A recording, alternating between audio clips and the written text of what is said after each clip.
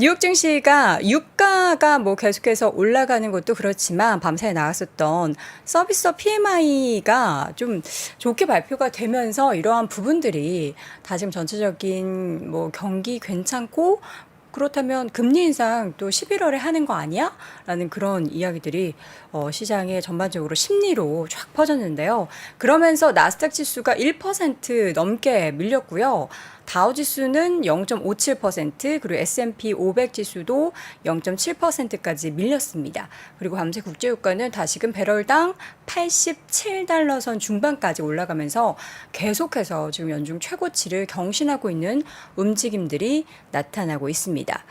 자, 이 가운데 발표됐었던 내용들 하나하나 열어보자면 ISM 그리고 서비스업 구매 관리자 지수 지난달 8월 기준으로 54.5로 집계가 됐습니다. 예상을 52.5로 했었고요. 직전월에 기록했던 게 7월이 52.7이었는데 이 두 숫자를 모두 상회하는 수준이 발표가 됐고요. S&P 글로벌이 발표한 8월의 서비스업 PMI도 50.5로 최종 집계가 됐습니다. 전월치 52.3보다는 조금 낮지만 역시나 50을 상회하면서 이 서비스업이 굉장한 좀 호조를 보이고 있다라는 것이 전체 시장을 좀 짓누르게 하는 원인이었고요. 미국 국채 수익률이 좀 오름세를 보이면서 반대로 위험자산 관련한 투자 심리는 많이 위축이 됐습니다. 특히 2년물 미국 국채 수익률이 장중에 5%를 웃돌면서 전반적으로 좀 기술주에 좀 큰 하방 압력을 가했습니다. 또 베이지북 같은 경우에 내용을 보면 경기 상승세가 지금 완만하게 진행되고 있다라고 보고 있고요. 여름 동안 대부분의 지역의 경제가 완만한 속도로 성장을 했다라고 연준은 보고 있습니다. 특히나 그러나 이제 관광에 대한 소비 지출이 예상보다 강했는데 이 부분은 뭐 팬데믹 시대에 억눌렸었던 펜트업 그러니까 억눌렸던 소비가 좀 늘어나는 현상의 마지막 단계로 보여진다.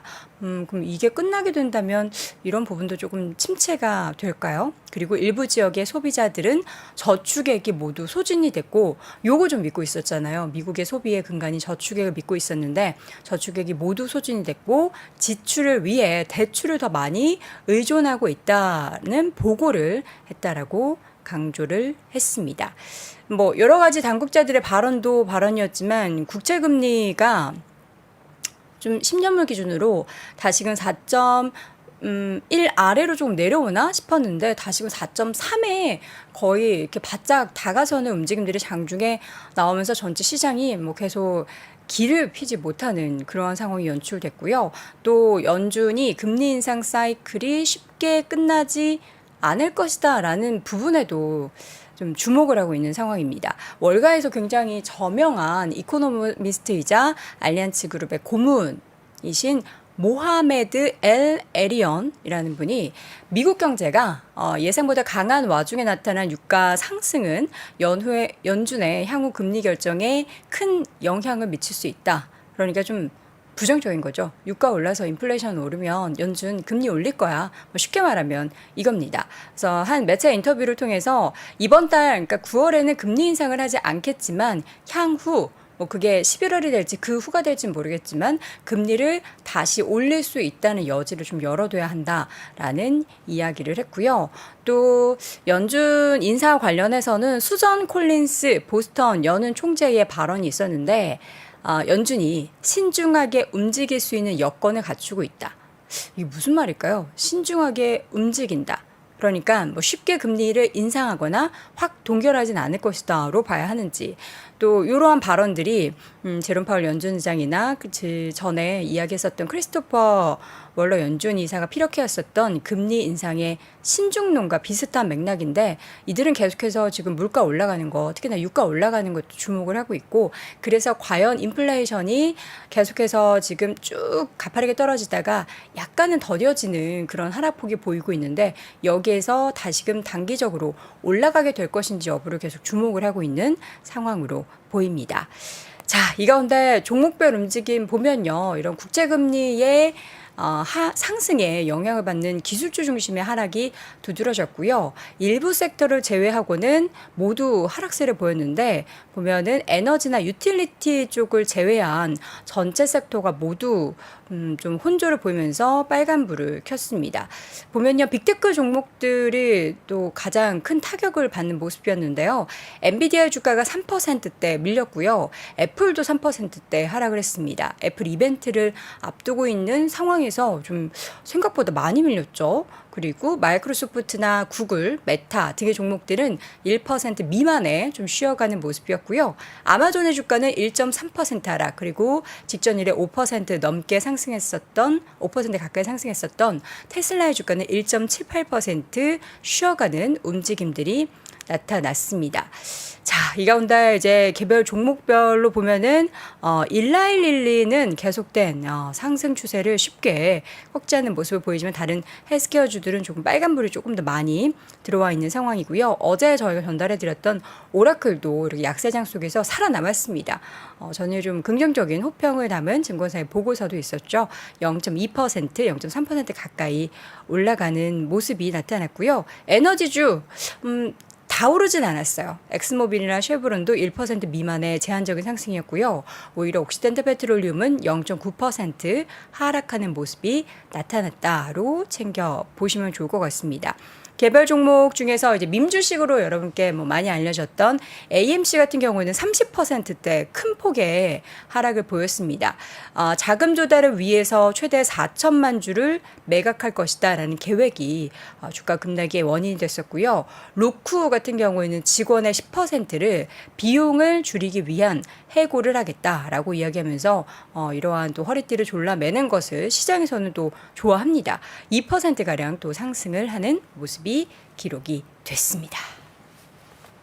자, 여러분의 종목은 오늘 무사한가요? 보니까 여러분이 많이 좀 담고 계시는 종목들이 생각보다 좀 조정폭이 커가지고, 근데 또 이러한 조정이 일시적인 건지 워낙에 지금 갈피를 못 잡고 있는 상황입니다. 일시적인 건지 아니면 정말 항상 이렇게 떨어지면 우리가 위기를 기회로 삼아야 하는지는 잠시 이어지는 심층 인터뷰 ISZ 이지환 대표와 함께 확인해 보시죠.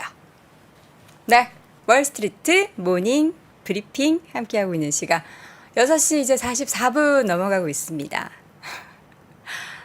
정말 아침 출근길에 이러한 변수, 뭐 시장에도 변수가 있고 출근길에도 변수가 있고 우리 인생에도 항상 변수가 있는 거죠. 그럴 때마다 뭔가 극복할 수 있는 지혜와 또 순발력이 굉장히 필요한데 저의 아침의 순발력은 그냥 다른 거 필요 없었습니다. 순발력 있게 운전을 슉슉슉슉. 제가 또 운전 경력 20년이라서 굉장히 또 잘 하긴 합니다. 그럼에도 불구하고 사고 나지 않아야 되니까 굉장히 또 안전을 기해서 운전을 했는데 우리 시청자분들도 아침 출근길 제가 말씀드렸죠. 강변북로 아닙니다. 올림픽대로를 선택하시기 바랍니다. 자, 이번에는 심층 인터뷰 ISZ 이지환 대표 함께합니다. 대표님 어서 오세요. 안녕하세요. 대표님 서울 사세요? 저는 다행스럽게 올림픽대로 타고 왔습니다. 그래요? 경기도 사시는군요. 네. 같은 경기도지만 올림픽대로를 선택한 아주 현명한. 미리 좀 그걸 체크를 할 걸 그랬어요. 저는 저기 반대쪽이라서. 그래요? 네. 전혀 상관없는 쪽이시군요. 좋겠습니다. 자, 오늘 시장에 변동성이 좀 계속 있는 것 같아요. 좀 이 물가지표 같은 내용들이 발표가 되면은 연준에 다시 금리 인상, 지금 뭐 11월까지 거의 60%가 동결이 나오고 있는데 이러한 부분이 힘이 싹 이렇게 빠지는 그런 분위기예요. 일단 지금 이제 증시가 그렇게 크게 재미가 없는 구간이 계속되고 있죠. 우리 증시로 6월달 이후, 미국 증시도 7월 이후에 계속 이제 조정이 좀 이어지고 있는데 오늘 이제 그 아침에 그 아마 베이지북 어제 이제 저 발표가 됐거든요. 그걸 좀 보시면 증시가 왜 재미가 없는지 이제 좀 그 내용이 다 담겨져 있습니다. 베이지북 내용을 잠깐 말씀드리면 완만한 고용 둔화, 완만한 경제 성장, 인플레이션의 완만한 둔화, 이렇게 완만한 표현이 다 들어가 있는데 그러면 사실 증시는 그 재미가 별로 없죠. 그러니까 이 완만한 속에서 우리가 이제 지금은 유가와 금리 여기에 이제 가장 포커스를 맞추고 있는데 아마 이게 9월달 FOMC 전후로 되면 모멘텀이 좀 변할 가능성이 상당히 있습니다. 그래서 오늘은 그 모멘텀 변하는 상황에 대해서 잠깐 말씀을 좀 드리려고 합니다. 우리가 최근에 이제 국채 금리와 유가에 좀 포커스를 맞추고 있는데 실제 이제 아주 미묘하지만 중요한 변화들이 최근에 이제 리포트들에 조금씩 나오고 있습니다. 그게 고용이 이제 둔화되는 부분과 하나는 제조업 지표가 좀 많이 상승하고 있는데 이 두 가지를 한번 좀 짚어볼 필요가 있습니다. 우리가 이제 8월달 고용 지표는 좀 교차가 돼서 좀 나왔습니다. 좀 완만하게 둔화가 된다라는 부분과 그럼에도 불구하고 비농 고용 지표는 좀 상승을 했고 그런데 실업률은 3.8%로 더 상승을 했습니다. 그러니까 여기서 우리가 좀 읽어야 될 부분이 있는데 먼저 이제 그 8월달 고용 부분을 좀 살펴보면 제조업과 건설업 고용이 좀 두드러졌다는 부분을 우리가 조금 인지할 필요가 있습니다. 그러니까 전반적으로 고용은 둔화가 되고 있는데 이 부분이 서비스업 쪽에서 리오프닝 이후에 오버슈팅이 나왔던 부분이 좀 정상화되는 과정에서 고용이 좀 만만하게 둔화가 되고 있는데 반면에 제조업과 건설업을 보면 고용이 상당히 증가하고 있습니다. 그러니까 이 부분이 지금은 좀 중요한 포인트가 될 것 같은데요. 이 제조업과 건설업의 고용이 좀 증가하는 것은 사실 이제 의외였습니다. 우리가 서비스 업종의 고용이 좀 둔화되면 전반적으로 고용 전체가 둔화될 걸로 기대를 했는데 왜 이제 이쪽에 올라가느냐라는 부분을 좀 우리가 살펴보면 최근에 결국은 이제 미국이 그동안 추진을 했던 IRA 법안에 관련돼 있는 부분, 여기에 따라서 리쇼링 되는 부분, 그리고 인프라 관련된 부분 투자해서 본격적으로 이게 건설을 비롯해서 경기 확장 쪽으로 움직이는 부분, 그러니까 이런 부분들이 제조업과 건설업 쪽에 고용이 좀 증가하는 부분으로 나타났고 평균 임금 상승률도 지금 제조업이 좀 상승하고 있습니다. 네. 반면에 이제 실업률은 그럼에도 불구하고 3.8% 정도로 0.3% 정도 상승을 했는데 이 부분에 대해서는 이제 다양한 의견이 있습니다. 최근에 보면 어쨌든 8월 달에 미국이 입학과 이제 졸업 시즌이죠. 그러면서 이런 구조적인 기간적인 부분에 의해서 실업률 증가하는 부분도 있고요. 또 하나는 지난달에 그 파업이 있었죠. 운송 쪽과 엔터 쪽에 파업이 있었기 때문에 이 영향이 있다라는 부분도 좀 있고요. 또 근데 가장 큰 부분은 경제 활동 인구의 이제 증가입니다. 이게 이제 73만 6천 명 지난번에 나왔는데 결국 이제 실업률을 우리가 계산을 할 때는 취업 의지가 있는 사람들이 이제 포함되면 실업률이 올라갈 수밖에 없거든요. 그러니까 이게 고용이 완전히 악화돼서 해고가 높아져서 실업률이 올라간 게 아니라 경제활동 참가율이 올라가면서 실업률이 올라갔기 때문에 이 부분을 우리가 나쁘게 볼 필요는 없고, 요거는 제 개인적으로 또 해석을 해보니까 우리가 그동안 팬데믹 이후에 25세에서 55세까지 취업 정년기의 사람들에 대한 취업률은 어느 정도 지금 이제 거의 팬데믹 이전 수준을 회복했거든요. 네. 근데 55세 이후는 팬데믹 이전과 비교를 하면 아직도 30%대거든요. 그러니까 가장 큰 이유가 고령 연령층에서 사실은 코로나19 이후에 취업을 하러 나오는 것보다는 실이 많았죠. 그러니까 취업을 하러 나와서 버는 돈보다 예를 들어서 코로나에 걸렸을 경우에 미국 같은 경우는 비용도 더 크고 라이프에 대한 리스크도 있기 때문에 그동안 거의 안 나왔거든요. 그러니까 이런 분들이 최근에는 이제 쏟아져 나오기 시작하면서 아마도 실업률은 조금 상승했다. 그렇게 본다면 실업률이 어떤 경기 침체의 영향이나 해고의 여파보다는 경기 활동 참가율의 증가이기 때문에 그렇게 아직까지 나쁘게 볼 필요는 없다. 이렇게 말씀을 드리겠습니다. 네. 연준이 목표로 삼았던 그 실업률 수치가 몇이었죠? 실업률은 아니고 그냥 이제 임금 상승률, 임금 상승률?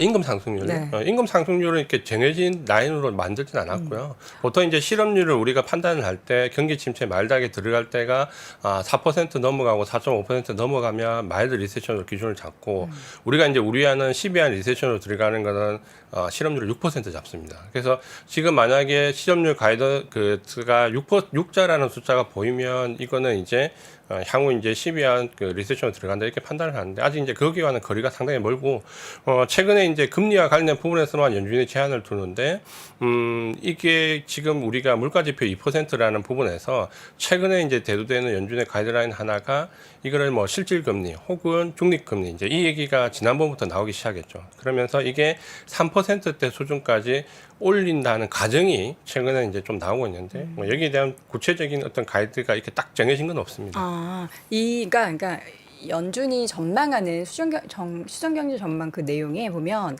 2023년까지 그 unemployment rate, 그러니까 실업률 같은 경우에 4.6으로 생각했는데 지금 그거에는 한참 못 미치고 있는 거잖아요. 그렇죠, 목표라기보다는 그, 전망하는 내용보다. 그렇죠. 제가 요걸 그리고 얘기를 하는 거는 4.6이 아까 말씀드린 대로 네. 4.5 정도까지가 마일드 리세션이거든요. 그러니까 연준이 주장하는 거는 마일드 리세션 정도까지다라는 가야 거를 한다. 대포를 하고 있고 이게 말씀드린 대로 이제 5 넘어서 6으로 진입하게 되면 이제 12월 리세션으로 바뀌는 거죠. 그러니까 연준이 주창하고 싶은 거는 마일드 리세션 정도까지 가정을 하고 있다. 이렇게 보시면 될 것 같아요. 지금 4 가려면은 아직 멀었네요. 그럼 4 위로 올라가려면 그렇죠. 지금 그래서 네. 아마 제가 봤을 때는 그 3월 이후에 파월이 굉장히 자신감을 비추는 멘트가 나온 이유가 여기에 네. 있는 거죠. 고용에. 네, 여기에 있다라고 저는 좀 보여지고요. 네. 그래서 이 고용이 생각보다 계속해서 나쁘지 않다라는 거는 이제 누구나 이제 받아들이는 정도가 되었는데 이런 이제 고용의 둔화가 마일드하고 서비스업 쪽에 좀 둔화가 됐지만 제조업 쪽에 올라가는 게 상당히 인상적이다라고 말씀을 드렸는데 결국 이제 지금 ISM 제조업 지수가 2달 연속 반등이 나왔거든요. 네. 그러니까 우리가 이게 반등이 나올 것이다 상반기에 계속 말씀을 드렸는데 최근에 이제 2달 연속 그 반등이 나왔고 이게 이제 의미하는 바가 사실은 있죠. 왜냐하면 우리가 경기가 굉장히 안 좋을 거라고 예측하는 쪽에서 가장 크게 그 배경으로 삼는 게 장단기 금리 역전차와 바로 이제 ISM 제조업 지수였거든요. 근데 이 ISM 제조업 지수가 이제 2달 연속 반등이 나왔습니다. 그러니까 이게 좀 인상적인데 최근에 이제 이쪽은 좀 묻혀 있죠. 금리에 워낙 포커스를 맞추다 보니까 묻혀 있는데 이걸 잠깐 보면 불안하긴 하지만 ISM 제조업 지수가 반등이 나왔다는 것과 재고가 줄어든다는 부분에서 상당히 긍정적으로 우리가 좀 볼 수 있습니다. 이게 ISM 제조업 지수가 2달 연속 반등이 나왔고요. 재고도 지금 보면 줄어드는 게 보입니다. 근데 약간 불안하다라는 표현을 쓴 이유는 신규 수주도 좀 살짝 줄어들고 있거든요. 네. 그러니까 아직까지는 이게 완전하게 바닥을 잡았다라고 하기가 어렵고 그 오른쪽에 보시면은 아직까지는 재고 출하 비율을 보면 여전히 팬데믹 이전보다는 높은 상태거든요. 그러니까 아직까지는 이게 완전하게 정상화되는 수치는 아니지만 어쨌든 그동안 이제 우리가 계속 주장했던 ISM 제조업 지수가 반등을 할 것이다. 네. 라는 부분은 일단 들어왔고, 이게 이제 50을 넘어가 버리면 이제 상당히 경기에 대한 낙관론이 나올 수 있죠. 그래서 지금 일단 반등이 나왔다는 것에 우리가 주목을 좀 해볼 필요가 있고요. 네. 이 정책적인 힘을 입는 제조업은 이제 제가 표현을 좀 아까 그 쓸 때 그 인프라 관련된 법안의 혜택을 좀 받을 수 있고 그리고 최근에는 IRA 법안에서 리쇼닝 효과도 분명히 나오거든요. 네. 그러니까 분명히 우리가 이 시점에서 생각해야 될 부분은 생각보다 경기가 나빼드라는 쪽에서 제조업과 관련된 부분이 미국 쪽은 분명히 좋아지고 있다라는 부분을 이제 인정할 시점이 좀 왔다라는 거죠. 그래서 이게 여러 가지 징후들이 나오고 있는데 그게 특히 고용 쪽에서 많이 불거지고 있습니다. 최근에 이제 그 산업별 평균임금 최근에 그 평균임금 상승률에 대해서 굉장히 민감하게 반응을 하는데 우리가 원래 이제 예상했던 부분은 서비스업 고용이 늘어나면서 서비스업 쪽에서의 그 평균임금 상승률을 많이 예측을 했거든요. 근데 지금 현재 보면 서비스업 쪽에서 평균임금 상승률은 상당히 떨어지고 있고 반면에 제조업 쪽에서의 평균임금 상승률은 상당히 올라가고 있습니다. 그러니까 요게 어떻게 보면 기존의 서비스업의 그 리오퍼닝 과정에서 오버슈팅에 기대서 일시적으로 경기가 좋아진 게 아니냐라는 부분에서 지금은 제조업 기반으로 해서 어느 정도 경기가 확장 국면에 미국은 최소한 초입 과정에는 들어와 있는 것처럼 보인다라는 부분이죠. 네. 이게 이제 제조업과 고용과 관련된 부분이고 이 제조업 관련되어 있는 부분이 유일하게 지금 보시면은 평균 임금이 상승을 하고 있습니다. 네. 이게 좀 인상적인 부분이다라고 좀 보시면 될 것 같고요. 결국은 지금 현재 우리가 금리, 국채 금리에 굉장히 포커스를 맞추고 있지만 그렇죠. 여기에 그 맞추고 있는 부분이 아마도 9월 그 셋째 주 20, 21, 22 여기가 이제 미국 FOMC잖아요. 여기가 지나면 급속도로 그 금리에 포커스를 맞춰져 있던 부분이 아마 오늘 말씀드렸던 이 지표 쪽으로 상당 부분 모멘텀이 옮겨갈 겁니다. 그러니까 요거를 미리 좀 판단을 하시고 네. 지금부터 좀 대응할 필요가 있다 이렇게 말씀을 드리겠습니다. 그 고금리 상태에 대한 우리가 이게 인플레이션이 높은 거에 대한 뭔가 이제 익숙감이 있는 것처럼 고금리 상태에 대한 익숙감도 곧 시장이 좀 반영을 하지 않을까라는 생각도 좀 들어요. 그러니까 뭐든 계속 이렇게 맞으면은 물론 맞고 또 맞으면 아프지만 무뎌지는 게 좀 있는 것 같아요. 그래서 이제 그게 지난주에 말씀드렸던 뉴노멀이라고 새로운 이제 추세 나온 게 네. 고금리에 대해서 그냥 안고 가는 그러려니. 것과 고금리와 그리고 성장과 고용과 이런 인플레이션이 적당히 어느 정도 유지가 되는. 그러니까 이제 그게 골디락스 형태라는 부분으로 이제 표현을 좀 했지만 네. 우리 이제 바람은 그거죠. 고금리가 이번 FOMC에 지나면서 중금리 수준 정도로 좀 완화되기를 기대하는 거죠. 그래서 이게 지금 골디락스에서 고금리의 골디락스 상태와 중금리의 골디락스 상태가 좀 많이 다를 걸로 판단이 되거든요. 그래서 요거를 저는 희망사항을 중금리로 좀 잡고 있고요. 네. 그러니까 시장은 지금 현재 고금리 상태에서의 골디락스를 이제 본격적으로 얘기를 좀 하고 있죠. 그러니까 그 부분의 차이는 좀 있는 것 같아요. 네. 자, 고용 완만하게 지금 계속 이어지고 있고 제조업 지수가 반등을 하고 있다. 근데 제조업이 이렇게 반등하는 거에 대해서는 우리가 좀 긍정적으로 봐야 되는 거 아니에요? 그렇죠. 저도 이제 그 부분을 좀 강조를 드리고 싶고 네. 지금 경기에 대한 판단을 뭐 어떻게 지금 바로 내릴 수 있는 상황은 아니지만 분명히 우리가 연초에 예상했던 부분과는 많이 다르게 양상이 진행됩니다. 특히 미국은 우리가 올 초만 하더라도 특히 3월 달이 지나면 경기 침체론이 급격히 불거질 거라 예상을 했거든요. 네. 그러니까 3월 달이 그 서비스업 쪽에서 리오프닝이 거의 끝나가는 시기고 그때부터 서비스업 쪽의 고용이 완화가 되면 본격적으로 소비가 침체가 되고 경기가 둔화되고 이런 시나리오를 상당히 많이 썼습니다. 근데 그게 지금 서비스업 쪽의 고용이 둔화되는 가운데 제조업 쪽 고용이 상당히 좋아지는 부분은 사실 예상을 못했죠. 그러니까 그 부분들이 지금 미국 시장이 낫배드라는 부분에 계속해서 불거지고 있는데 또 한 가지 보면 좀 전에 말씀드렸던 그 리쇼어링 효과가 분명히 있습니다. 그러니까 이거는 어떠한 정책적인 부분이나 그 경제적인 갈등 상황에서 결국은 이제 회귀하는 미국 쪽으로 회귀하는 특히 IRA 법안이 중요한 그 역할을 했죠. 부분이 분명히 있는데 최근에 이제 외국인들 직접 투자가 상당히 많이 변했습니다. 그러니까 요걸 잠깐 그래프를 보면 어쨌든 그 국가별 FDI 이게 FDI는 외국인들 직접 투자를 얘기하는 건데 보면 미중 무역 갈등이 트럼프 대통령 때 나왔던 시기와 코로나 19와 최근에 이제 우크라이나 사태까지 거치면서 이 FDI 추이를 조금 보면 이제 상당히 변했죠. 그러니까 중국을 지금 보시면은 상당히 그 외국인 직접 투자가 그 넘버 원이었다가 최근에 이제 이렇게 쭉 내려서 상당히 이제 많이 내려와 있죠. 반면에 이제 미국은 이런 상황을 거치면서 직접 투자가 최근에는 모두 꺾이긴 했지만 미국이나 유럽이나 중국을 제외한 쪽에서 이제 오히려 이런 직접 투자 좀 늘어났었죠. 그러니까 이 상황이 지금 우리가 원래 연초에 예상했던 중국은 GDP 5% 이상 성장을 하면서 좋을 것이라는 기대감과 미국은 후반기로 넘어가면서 본격적으로 경기 침체에 갈 거라는 예상이 이제 완전히 틀렸다라는 부분으로 인지가 되고 상반기에 외국인 투자자들이 대부분 이제 이런 관점에서 잘못된 투자를 했다가 헛다리를 짚었다가 급격히 이제 자금을 회수하는 이제 그런 과정에 지금 좀 들어와 있습니다. 그래서 최근에 이제 미국의 이런 논쟁은 딱 이 두 사람으로 이제 그 표현이 좀 됩니다. 네. 최근에 미국에서 이 서머스하고 폴 크루그먼이라는 사람들이 이제 그 이 두 사람이 상당히 이제 논쟁을 벌이고 있거든요. 그게 재미있는데 이 서머스가 주장하는 바는 그겁니다. 지금 인플레이션도 완화가 됐다. 뭐 CPI 기준으로 그 PPI나 10을 넘어갔다가 이제는 3 이 수준까지 내려왔잖아요. 네. 그럼에도 불구하고 여기서 만약에 경기를 늦추면은 80년대 초 상황이 재발될 것이다라는 부분인데 그 아래쪽에 그래프를 보면 80년대 그때 상황이 어땠냐면 70년대 후반에 그 인플레이션을 급격히 잡았다가 여기서 이제 그 서머스가 주장하는 거는 경계심을 늦추고 정책을 좀 완화했더니 바로 그 이전 수치보다 더 크게 올라갔다. 그러니까 요 시기가 재현될 수 있다라는 게 서머스의 논리입니다. 그래서 지금 긴축 상황을 더 옥죄해야 된다는 부분이고 반대로 이제 그 밑에 보면 폴 크루그먼은 좀 입장이 다릅니다. 여기서 이제 추가로 긴축이 더 들어가게 되면 이제는 진짜 경기를 침체를 걸 수 있다.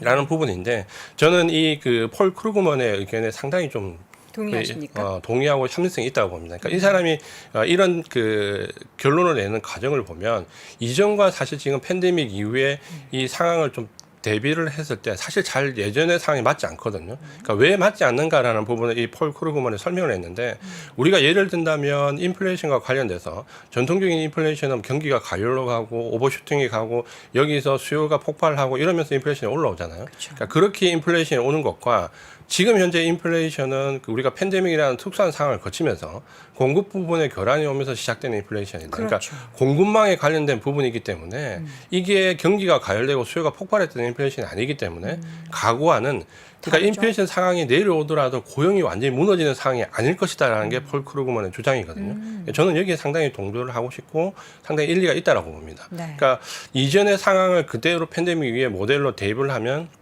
사실 잘 맞지 않거든요. 그러니까 그거를 폴 크루그먼은 그 팬데믹이라는 특수한 상황을 제 해석에서 이제 나왔던 의견인데, 제가 볼 때 이 서머스와 폴 크루그먼이 지금 이제 가장 현재 상황을 극단적으로 대립을 하는데 폴 크루그만의 점수를 좀 더 주고 싶은 그런 마음입니다. 그래서 최근에 이제 이런 상황에서 우리가 이제 두 가지를 우려감을 좀 가지고 있죠. 그런데 하나는 최근에 이제 아시는 것처럼 그 유가입니다. 유가가 이제 사우디가 감산 정책을 12월까지 연장하겠다라고 나오면서 오늘도 그 유가 영향을 좀 많이 받았거든요. 네. 주가 빠지는데 유가가 이제 90불 넘어갈 것이다라는 이제 얘기가 나오는데 사우디의 이제 이 감산 정책은 사실 뭐 굉장히 복합적입니다. 그러니까 왜 이 친구들이 갑자기 이렇게 나오냐? 그 뭐 아람코 상장 때문에 뭐 밸류 높이려고 그 얘기를- 그런다 뭐 이런 설도 있고요. 그 얘기를 사실 제가 제일 처음 했었는데 아 그래요? 이게 음모론이라서 제가 방송에서 얘기는 안 했었거든요. 어디서 얘기하셨어요 그러면? 제가 이제 가까운 분들한테 이제 말씀을 아 드렸던 이게 또 내용인데 여의도에 쫙 퍼졌군요. 그래서 이제 이게 방송에서 나올 내용인가라고 저도 좀 했는데 네. 사실 오늘 많이들 말씀 안 드리려고 얘기하시던데요? 했거든요. 예, 사실은 그런 부분이 좀 보입니다. 그러니까 아. 사우디가 미국과의 갈등 관계에서 지금 중국과 어느 정도 가까워졌잖아요. 네. 근데 사우디의 이번 감산 정책을 보면 상당히 독특합니다. 그러니까 이 사우디의 이번 감산 정책을 볼 때 항상 앞에 붙는 말이 자발적이거든요. 자발적. 그러니까 원래 그 오페크 플러스에서 감산은 정책적으로 나옵니다. 그러니까 항상 오페크를 대표하는 사우디와 플러스를 대표하는 러시아가 의견 충돌이 나면 마지막 조율을 그러면 사우디가 그럼 난 100만 배를 감사할게. 그럼 러시아가 그럼 나는 50만 배를 감사할게. 이렇게 해서 합의를 하거든요. 근데 이번에는 합의가 안 됐죠. 왜냐하면 러시아 우크라이나 전쟁 이후에 러시아가 지금 합의 파트너가 안 되거든요.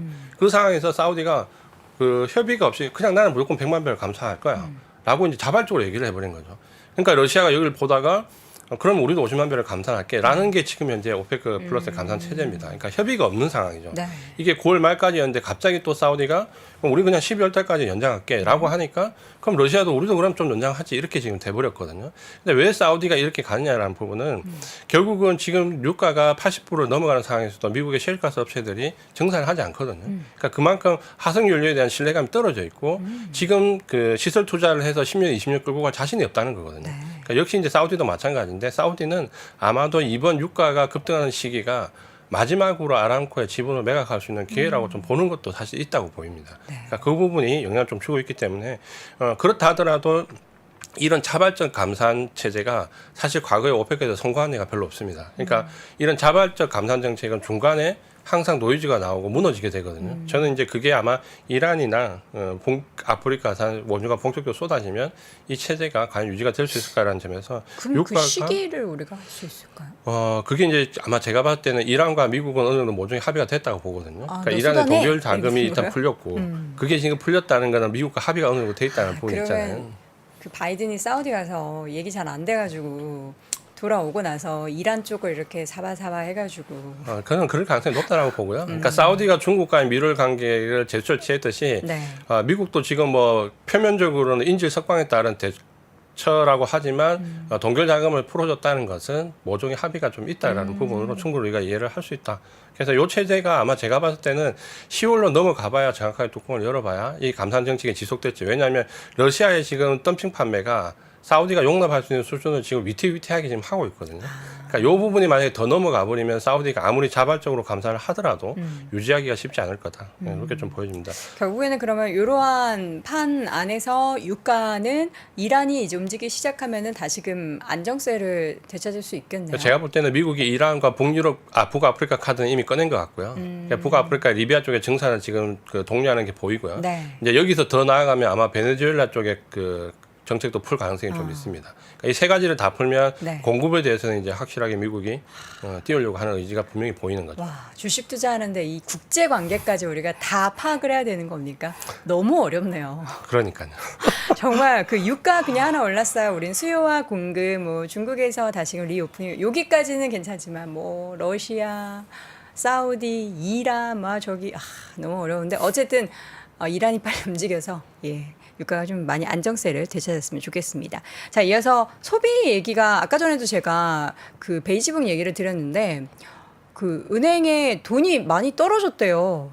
그러니까 요게 이제 그거죠. 그러니까 한 가지 우려되는 게 사실은 지금 그 국채 금리가 올라가는 건 저는 한계가 있다고 보거든요. 그러니까 그거는 어쨌든 9월 FOMC가 지나면 금리 중단이 과시화되면 국채가 금리가 계속 올라갈 수는 없습니다. 그러니까 이거는 어느 정도 제한적인 그 악재이기 때문에 조정 이상을 야기하지 않는데 이제 진짜 우리가 무서운 거는 뭐 유가의 상승을 비롯해서 소비의 둔화죠. 그러니까 서비스업 쪽에 고용이 어느 정도 완화되면 소비가 떨어질 거라 예상은 하고 있는데 이게 이제 어느 정도 수준으로 오느냐에 따라서 경기에 대한 판단이 조금 달라질 수 있는 거죠. 그래서 최근에는 한 가지 이제 지표가 조금 이제 우려스러운 게 소비자 신용 그 리볼빙이 좀 내려왔거든요. 그러니까 요거는 금리가 올라가면서 돈을 이제 끌어다 쓰는 부분이 좀 줄어들었다는 건데 이게 결국은 이제 뭐 소비를 어느 정도 저해할 거라는 그 사전 지표거든요. 네. 그래서 요게 이제 어느 정도 수준까지 떨어지느냐 여부를 보고 소비가 이제 너무 많이 떨어지지 않는다라면 예상하는 골디락스 형태로 갈 수 있을 거고 소비가 이제 너무 많이 떨어지면 이제 또 공방을 벌일 수 있거든요. 그러니까 요게 이제 하나의 중요한 관전 포인트 중에 하나가 될 것 같습니다. 네. 그래서 마지막으로 좀 희망적인 부분을 말씀을 드리면 요거를 꼭 말씀을 드리고 싶어요. 네. 그러니까 이게 그 모건 스탠리가 그 연말 S&P 500을 이번에 5,000포인트로 상향했거든요. 골드만삭스가 경기 침체 정도를 가능성을 20%에서 15%로 낮췄잖아요. 네. 그리고 모건 스탠리가 이렇게 그 연말 그 S&P를 5,000포인트 상향 조정인데 사실 모건 스탠리가 최근에 좀 신뢰가 가는 게 위쪽에 임원단하고 밑쪽에 애널리스트 의견이 극과 극으로 나옵니다. 그러니까 위쪽은 계속 경고 메시지가 나오고 애널리스트들은 계속 상향 메시지가 나오거든요. 어제도 모건 스탠리 아마 CIO인가 굉장히 비관적인 의견을 냈었는데 모건 스탠리 그 애널리스트 보고서는 오히려 5,000포인트 상향했습니다. 그 근거가 좀 재미있는데요. 이 12개월 선행 EPS를 보면 지금 이 아래쪽에 회색 부분인데 요게 연말로 가면 12개월 선행 EPS가 직전 고점을 돌파할 걸로 지금 거의 이제 기정사실화되어 있습니다. 그러니까 12개월 선행 EPS가 고점을 돌파하게 되면 주가도 결국에는 이전의 고점을 돌파하게 될 것이다. 그리고 여기에 그 PR 기준을 약간 가중치돼서 19.2배를 두면 S&P 500이 5,000포인트까지 도달할 수 있다라는 부분인데 어쨌든 경기와 EPS 상향이라는 부분에서는 나름대로 근거를 가지고 있기 때문에 지금 조정 구간에 나오는 조정을 야기하는 그 모멘텀이 실제로 절대적으로 하락으로 전환시킬 수 있는 모멘텀들은 아닙니다. 그러니까 요거를 잘 생각을 해보시면 우리가 이 조정 구간을 어떻게 견뎌야 되느냐 문제는 분명히 있겠지만 네. 오히려 이런 부분들에 좀 중장기적인 투자를 하시는 분들은 분명히 근거가 있는 상황이다. 네. 이렇게 말씀을 드리겠습니다. 알겠습니다. 자, 이렇게 해서 희망적인 또 데이터까지 쭉 확인해봤는데 이전 대표님은 아직 이제 쉬는 안 되셨잖아요, 나이가. 그러면 되셨나요 혹시? 노코멘트 하겠습니다. 아, 그래요? 아니, 저희 그 하루 엔진이라고 혹시 들어보셨는지 모르겠습니다. 우리 삼진제약과 저희가 함께하고 있잖아요. 그 WCS에서 하루 엔진 50 플러스 맨 그리고 우먼이 새로 출시가 됐는데 저는 제가 방송 전에 이거를 쭉 보면서 아 이거 우리 아빠 사다 드려야겠다라는 생각이 들었던 게요. 여기 내용이 보면 체내 에너지 생성과 대사 그리고 신경과 근육 기능 유지 전립선 건강 이것도 중요하죠. 간과 눈 건강, 기억력 개선, 혈중 중성 지질, 혈행 개선. 요거 다 우리 이제 아버지 또 삼촌, 작은 아버지, 이모, 이모부 저보다 이제 연배가 좀 있으신 분들이 꼭 필요한 부분을 다 한 곳에 모아서 이렇게 하루 한 포 딱 돼 있는 그거만 챙겨도 한 번에 다 할 수 있거든요. 그래서 이거를 또 우리 제작진이 아직 50은 넘으시지 않으셨지만 이전 대표님 아침에 고생 많이 넘었다고 얘기하면 거짓말할 것 같아서 노코멘트 하겠습니다. 예, 아침에 고생하셔가지고 요걸 또 드리라고 너무 저는 딱 미션을 받았습니다. 요거 드시고 예. 앞으로도 월스트리트 모닝 브리핑 쭉 아침에 함께 해주시기 바랍니다. 먹고 열심히 하겠습니다. 네, 감사합니다. 고맙습니다. IS 이지한 대표 함께했습니다. 고맙습니다. 복잡하고 어렵게 느껴지는 재무제표와 용어들. 친절한 투자 멘토 사경인 마스터가 매주 새로운 콘텐츠로 알기 쉽게 설명해드립니다. 재무제표 분석과 포트폴리오 구성, 뭐 양대 재무제표라고 그러면 대차대조표랑 손익계산서가 있거든요. 매수 매도 방법, 이때 사는 게 좋겠네. 이렇게 사면 좋겠다. 근데 이렇게 살려면 뭘 해야 되냐면요. 나머지 3분의 1은 놔둬봅니다. 어디까지 가는지. 실전 투자 팁까지 알려드립니다. 오직 3프로 멤버십에서만 만나실 수 있습니다.